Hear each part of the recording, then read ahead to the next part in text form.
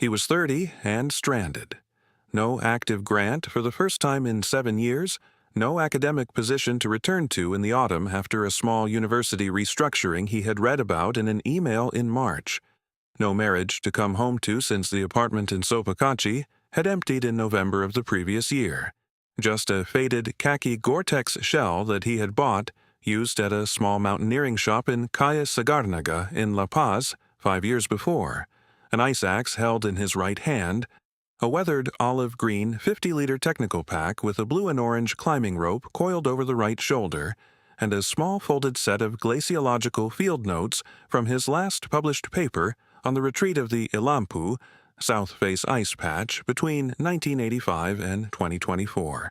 And with that gear and those notes, he set out alone to climb to the upper ice patch on the south face of Ilampu, in the Cordillera Real of the La Paz Department of Bolivia, a long, sloping snowfield at 5,200 meters above the village of Sorata that had not been the subject of an academic field expedition in over 6 years, and that had been on his own personal monitoring schedule since 2019.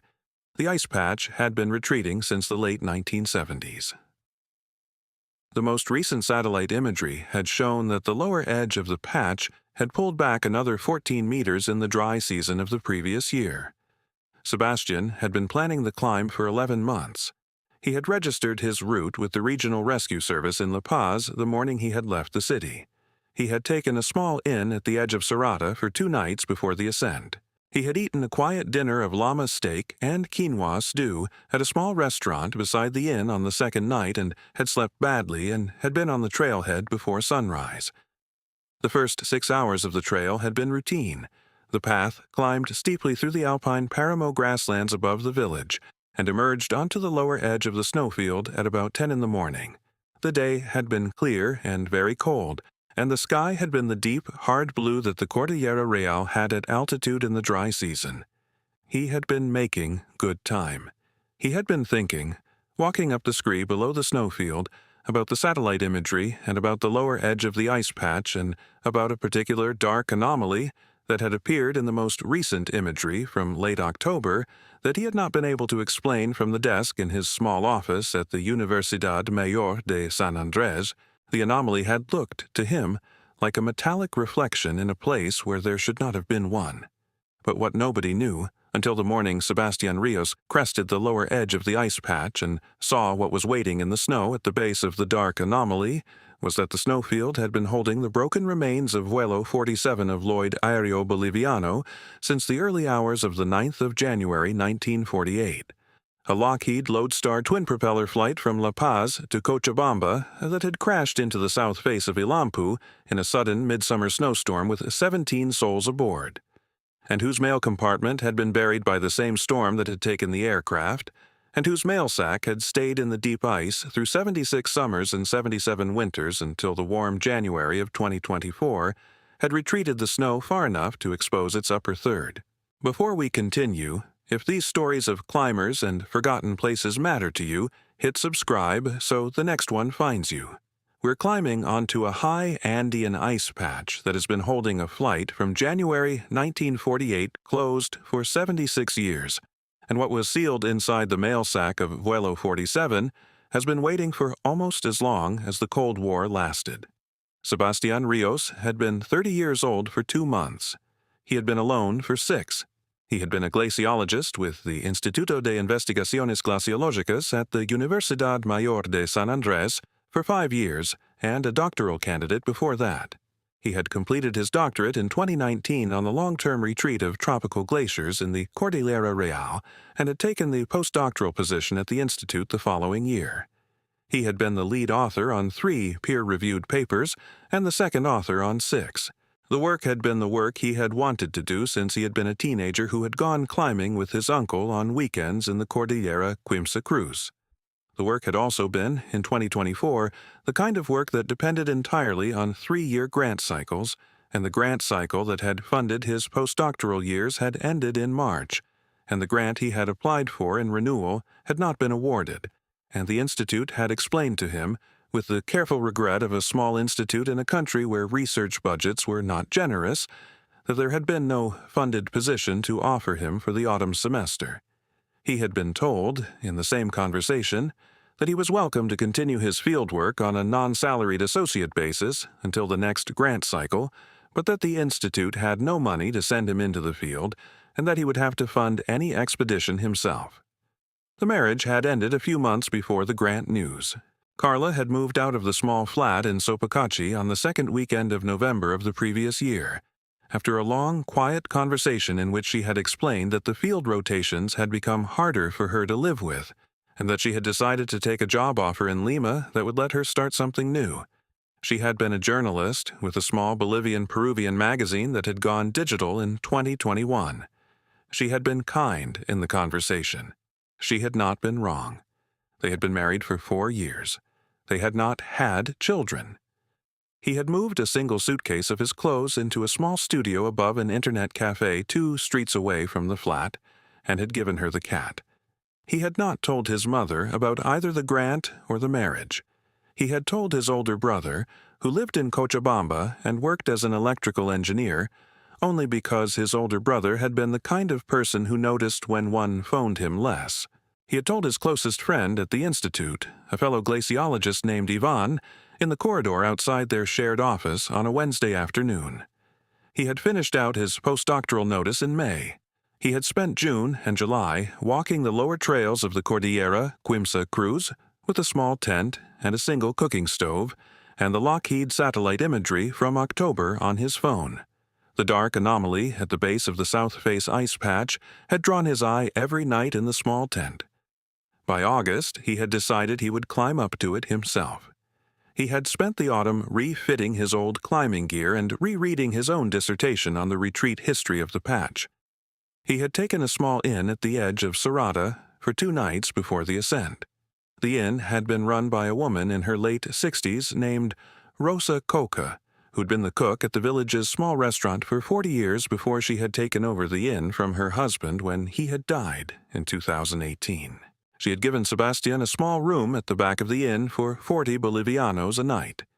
She had told him, the first morning over coffee, that the man he should speak to about the south face of Ilampu was Don Eduardo Quispe at the upper end of the village street. Sebastian had not visited Don Eduardo on that first morning. He had been thinking, instead, about the route. He had spent the day walking the lower trails above the village to acclimatize, sketching the lower edge of the snowfield from below in a small notebook he had carried, and reading the local meteorological forecast that the village's small tourism office had posted on a bulletin board outside the church. He had eaten his evening meal alone at the small restaurant, and had walked back to the inn under a cold, dry, Andean night sky, in which the stars over the Cordillera Real had looked the way they always looked in the dry season. Too many to count, and too cold to be comforting. He had sat on the small wooden bench outside the inn for a long time after the lights had gone out in the village, and had thought about the apartment in Sopokachi and about the small studio above the internet cafe that he had been calling home for 14 months, and about whether the climb he was about to make was a piece of field work or whether it was something else that he had not yet found the word for. He had been on the trailhead at Sarata on a clear Tuesday morning in early January. He had been on the lower edge of the snowfield at 10 in the morning. He had crested the dark anomaly at 11:30. He had stood for a long minute and had looked. The dark anomaly that had drawn his eye in the satellite imagery had been a section of bent aluminum fuselage about 6 meters long. The fuselage had been sticking out of the snow at an angle, the polished metal skin oxidized to a dark gray patina from 7.5 decades of weather, the faded letters CP-LAB still readable in dark paint along one side. Beyond the fuselage, scattered across the snowfield in a pattern that the wind had been working on for 76 years, were small pieces of twisted aluminum framing, fragments of leather seat covering, rivets, a section of the twin-tail empennage half buried in old snow 40 meters down the slope, and one bent aluminum propeller blade about 2 meters long sticking up out of the snow like a fence post that had been driven into the wrong ground. He had stood for perhaps a full minute without moving. He had not been a man who startled easily. He had spent 5 years walking on glaciers and ice patches in the Andes, and had encountered the small artifacts of the past that the retreating ice gave up. coca leaf bundles from llama caravans of the 18th century, the leather strap fragments of an Inca courier sandal, the canvas and iron skeleton of a 1930s climbing tent. He had not encountered an aircraft. He had taken his pack off and had set it carefully against a small rock outcrop at the edge of the snowfield. He had taken out the small notebook and the small camera he had brought for field work. He had begun, slowly and methodically, to walk the wreckage. He had identified the aircraft within 10 minutes. The Lockheed Lodestar had been the workhorse of Lloyd Aéreo Boliviano in the late 40s.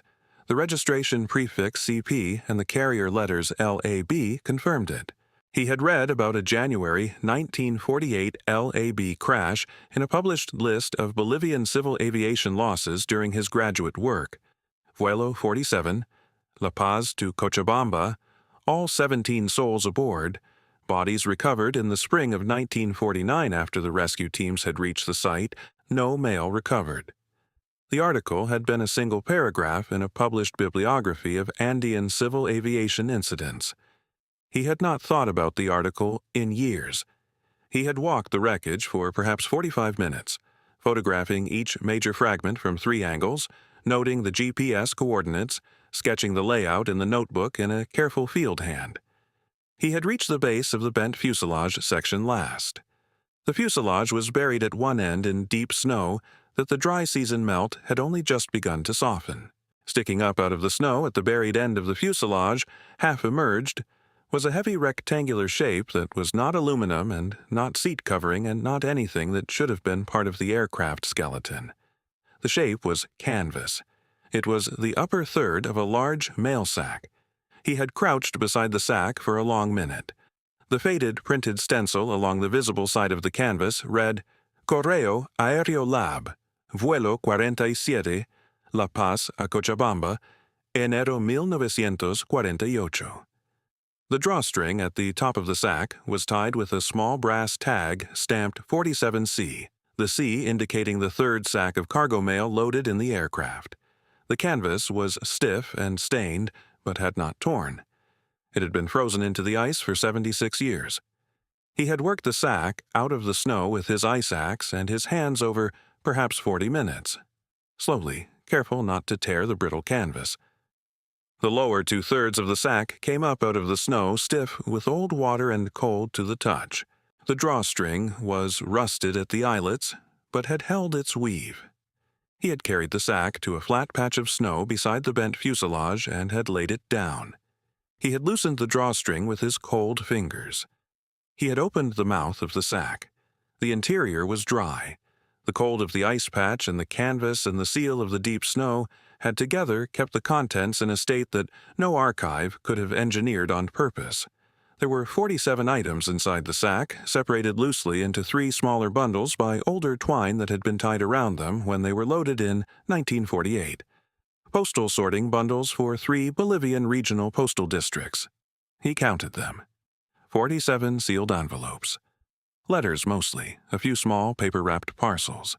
The addresses on the outside of each envelope were written in pencil or ink in a variety of hands, in German and in Spanish, and in a few cases in Polish and Czech, addressed to recipients in Munich, in Hamburg, in Vienna, in Zurich, in Frankfurt, in Bremen, in Salzburg, in Prague, to recipients in post-war Central Europe in the autumn of 1947 and the early winter of 1948.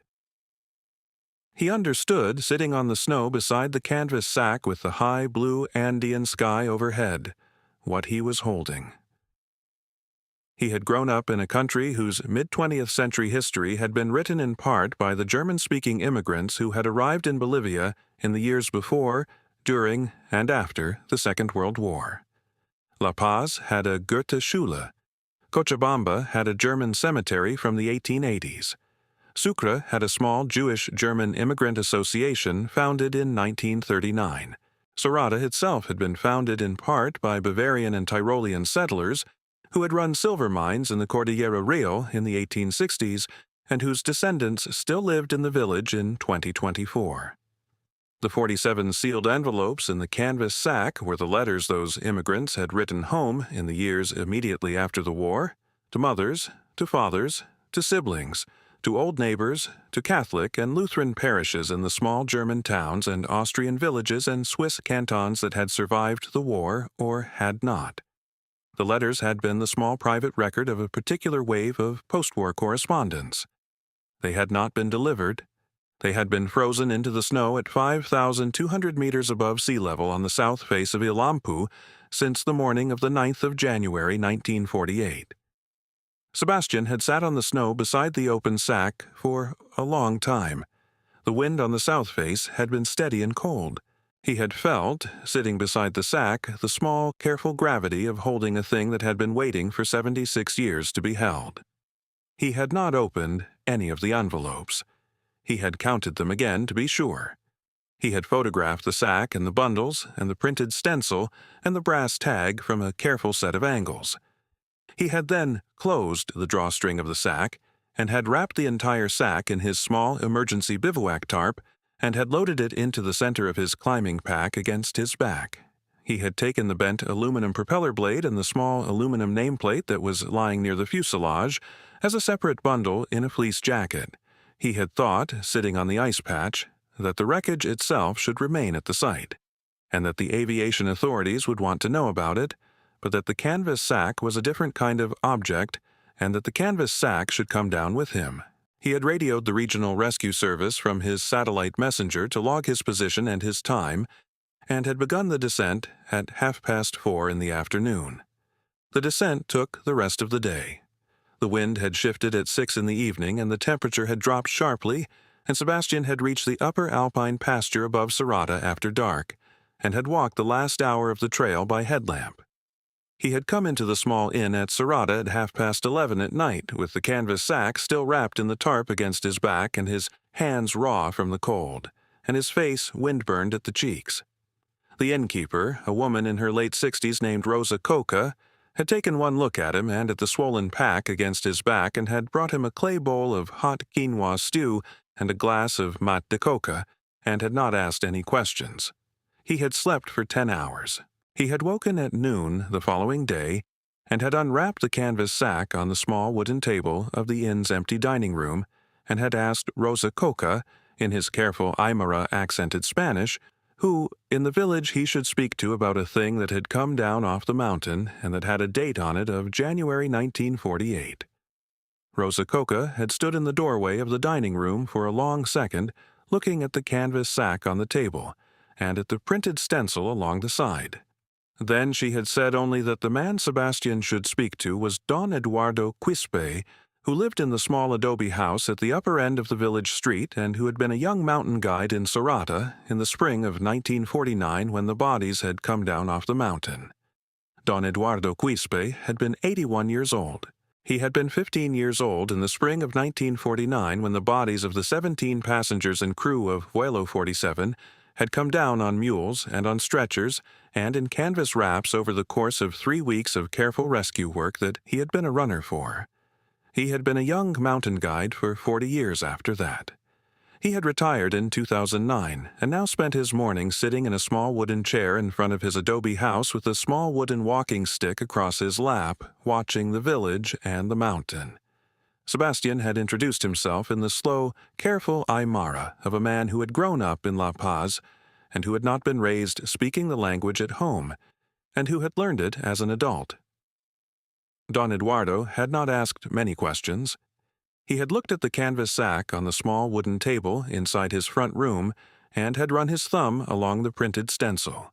He had said only, in slow, careful Aymara, that the village had thought the mail had been destroyed in the crash. They had thought it had been burned. They had been told it had been burned. He had not said by whom. He had then sat for a long minute with his thumb on the printed stencil and had told Sebastian, in slow, careful Aymara, what he remembered of the spring of 1949. The rescue had been organized by the Regional Aviation Authority in La Paz with the support of the Bolivian Army. 12 mules had gone up from Sarada in late April when the snow had softened enough on the lower face to make the climb possible. Don Eduardo had been one of the 4 village runners hired to carry messages between the rescue camp at the base of the south face and the village telegraph in Sarada, He had been 15 years old and the wage had been 2 bolivianos a day. The bodies had come down over 3 weeks. Some of them had been intact. Some of them had not. Don Eduardo had carried the messages and had not gone into the camp where the bodies had been laid out in the canvas wraps. He had been told later by his older cousin, who had been a stretcher-bearer, that the mail bags had been searched for in the wreckage, but that the snow had drifted into the lower fuselage, and that the rescue captain had decided after 8 days of digging that the mail compartment was inaccessible, and that the recovery would focus on the human remains. The village had been told later, in the autumn of 1949 at a small public meeting in the church, that the mail had been destroyed in the post-crash fire and that no further recovery would be undertaken. Don Eduardo had said, looking at the canvas sack on his small wooden table, that he had not believed the story about the fire even when he had been 15 and that he had grown up wondering, every time he had walked the lower trails of the South Face as a young guide, whether the mail was still up there.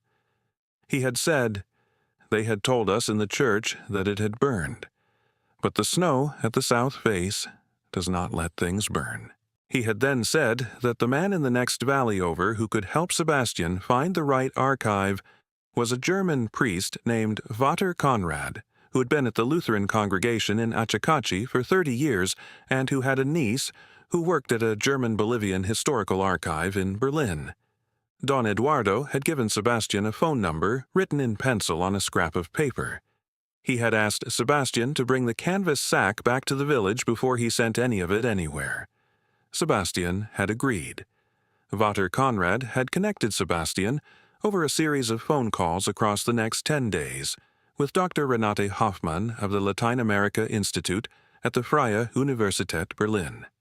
Dr. Hoffmann had been the senior archivist for the Institute's collection on post-war German emigration to South America for 19 years. She had taken the first phone call at her desk at 5 in the afternoon Berlin time and had asked Sebastian, after he had explained what he had found, to send her a careful list of the addresses on the outside of each of the 47 envelopes without opening them. He had spent 4 days transcribing the addresses onto a single-typed list at the small library in Sorata. He had emailed her the list on a Wednesday. She had emailed back the following morning at 6 in the morning Berlin time with the names of 14 recipients she had been able to identify in the Institute's correspondence database, 14 post-war Central European recipients of letters that had been written in Bolivia in the autumn of 1947 or the winter of 1948 by named senders whose families the Institute had documented in its emigration records. Dr. Hoffmann had also identified in her preliminary email the regional concentrations of the mail. 22 of the 47 envelopes had been addressed to recipients in the Western occupation zones of post-war Germany, Bavaria, the Rhineland, Hamburg, Bremen, in cities and small towns that had been heavily damaged by the war. 11 had been addressed to recipients in the Soviet occupation zone. 6 had been addressed to recipients in occupied Austria. 5 had been addressed to Switzerland. 3 had been addressed to Czechoslovakia and to Poland. Most of the envelopes had been written in German. 6 had been written in Spanish by Bolivian-born wives of immigrants writing to their German mothers-in-law. 2 had been written in Polish. The variety of the addresses had given the Institute, in Dr. Hoffmann's careful estimation in her email, a kind of sample cross-section of the post-war correspondence patterns of the German-speaking immigrant community in Bolivia in the autumn and winter of 1947-48 that the Institute had not previously had access to in any single archival source. 6 of the recipients had still been alive when the Institute had documented them in the early 2000s. 3 of the 6 had died since. 3 were still alive in 2024, 2 in Germany and 1 in Austria. Of the 3, 1 in particular had written to the Institute herself in 2018, asking about her late great-grandfather, Friedrich Boer, who had emigrated to Bolivia in 1934, who had died in La Paz in 1959, and who had stopped writing to her great-grandmother in Hamburg in November of 1947 for reasons her family had never understood. Her name was Greta Bauer Mendoza. She was 58. She lived in Munich. She was the great-granddaughter of one of the senders in the canvas sack. Sebastian had flown to Munich at the end of February. He had carried the canvas sack to the Institute's office in Berlin first, and had spent 4 days there with Dr. Hoffman, working through the careful protocol the Institute had developed for opening preserved correspondence. Careful temperature acclimatization, controlled humidity, the slow opening of each envelope with a thin blade so that the wax seal or the gum seal could be preserved. Each letter had been read and catalogued and photographed and transcribed. Many of them had been short and ordinary. 3 lines about the weather, a request for a recipe, a note about a child's school progress, a small parcel of dried fruit that had been a gift from one immigrant household to another. A few had been longer. Some had been written from the immigrants' new lives back to family members who, by 1948, had not survived the war, and who would never have read the letters even if the mail had been delivered. Friedrich Bauer's letter to his elderly mother in Hamburg, dated January 4, 1948, had been 3 pages long. It had described his small mining engineering job with a Bolivian-British copper company. It had explained that he had finally saved enough to bring her to La Paz to live with him and his small family. It had asked her to please write back about whether she would consider the journey. It had been the last letter he had written to her. She had died in Hamburg in March 1948, 2 months after he had written the letter, and 1 month before the wreckage of Vuelo 47 had been located. She had died not knowing that her son had been planning to bring her to him. Greta Bauer Mendoza had read the letter at a polished wooden table in a small back archive room at the Latin America Institute on a Friday afternoon in early March. She had read it twice. She had then asked Sebastian and Dr. Hoffman to leave her alone in the room for a few minutes. They had stepped out into the corridor. When they had come back in, she had been standing at the table with her hands flat on the wood and her face wet and her shoulders very straight.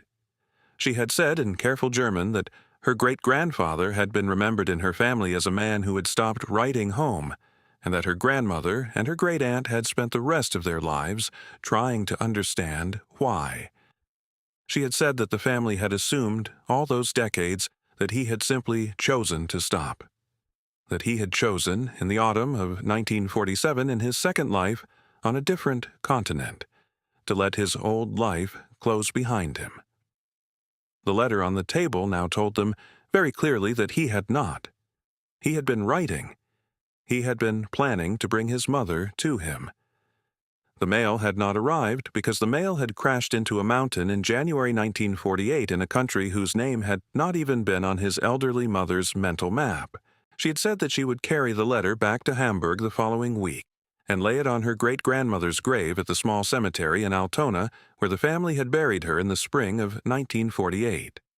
She had said that she would also have a copy translated and read at the small annual family gathering that her family still held in October to remember the Bolivian-German relatives whom most of the younger family members had never met. She had thanked Sebastian. The remaining 46 letters went, in the spring of 2024, into the Institute's permanent archive. 23 of the recipients had been identified and traced. 12 had living descendants who received the letters in careful protocol over the following 6 months. The Institute published a small academic paper on the find in late 2024. Sebastian was the first co-author. He returned to La Paz in May. He did not go back to the Institute.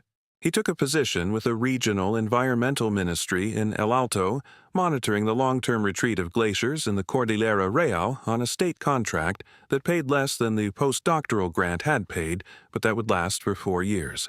He bought a small 2-room flat in El Alto in the autumn of that year and adopted a small mountain dog of indeterminate breed from a shelter in La Paz. He went back to the south face of Ilampu the following January with 2 graduate students and the formal authority of the Regional Aviation Safety Office to document and remove the rest of the wreckage of Vuelo 47 for proper memorial and archival care at the small Civil Aviation History Museum in El Alto. The bent propeller blade he had brought down with him on the first descent he donated to the museum at the same time. The canvas mail sack itself, emptied and conserved, went on permanent display in a small glass case in the Institute's archive in Berlin, with a printed card that read, in German and Spanish, SAC 47C, Vuelo 47, Lloyd Aéreo Boliviano, La Paz a Cochabamba, Nina Enero 1948. Recovered from the south face of Ilampu, January 2024, by S. Rios.